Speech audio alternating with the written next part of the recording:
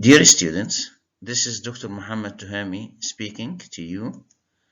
Today, we are going to complete our lecture on the history of English language, and the title of our lecture for today is Internal and External Influences on Language Change. Last week, we have talked about the difference between the terms change and evolution, and we come to the conclusion that these two terms can be used interchangeably. What do we mean by interchangeably? We mean that the two terms are now considered synonyms. In other words, the two terms change and evolution are used to refer to stages of development in language history. So one word means the same as the other.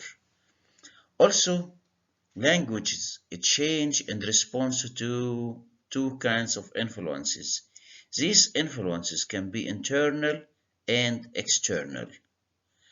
Internal changes mean that the or refer to the systematic mechanisms of a change that are purely internal to language. What does this mean? It means that if we put a language in a closed place where it is not influenced by any external factors, still the language change, because there is a systematic mechanism which leads to language change. This is what we mean by internal. When we talk about external influences, we mean that these influences result from contact, cultural contact with other language, with user of other languages. Okay? External changes result from some kind of language contact. And by contact, I mean contact with other language. Now, let's elaborate more on the concept of external influences on language change. And to do this, we are going to introduce Thompson and Kaufman's borrowing scale. They propose something which they call borrowing scale. What is a scale? A scale is a 5-point scale. As you see on the screen here, we have 1, 2, 3, 4, 5. 1 is the minimum influence, and 5 is the strongest influence.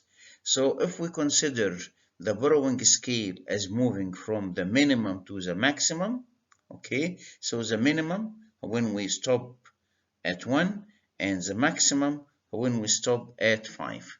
So the minimum or the minor language change comes when the contact is casual, and the maximum change or the influence becomes very strong when there is some sort of cultural pressure. So let me read this. So this scale, the borrowing scale, which is proposed by Thompson and Kaufman, is a 5-point scale, and it ranges from relatively minor effects on language, and this minor effect result in casual contact, to the more extensive effect, and this can result in very strong and cultural pressure. This leads us to the concept of language death. We have to know that languages are like human beings. They start weak and they become strong, and after sometimes they die. So language death is a type of language shift, but we have to distinguish between bilingualism and language death. Bilingualism is a shift where speakers shift from one language to another in different contexts, But language death is different because when we talk about language death, we talk about a language which loses all its speakers. And the process of language death is slow and it involves successive generations of speakers abandoning or leaving a language. A language is considered dead when the last fluent speakers of this language die. An example of dead languages now is Latin. Latin is referred to as a dead language because it no longer has any native speakers and it exists only in written text. So we cannot consider Latin as a living language. It is now dead because we cannot say that there is a native speaker of Latin. And we have to refer to the fact that language death is connected with English. Why? Because the globalization of English has led to the death or replacement of many of the languages of the world. Because you know that language is a very strong language now and it is a global language. And because it is strong and it is global, this strength and the globalism of English led to the death or to the displacement of many languages. So let me end this presentation with this quotation on language death. English is viewed as the world's leading language, an indispensable tool for international economy, for diplomacy, sciences, the media, and also individual interactions across language boundaries.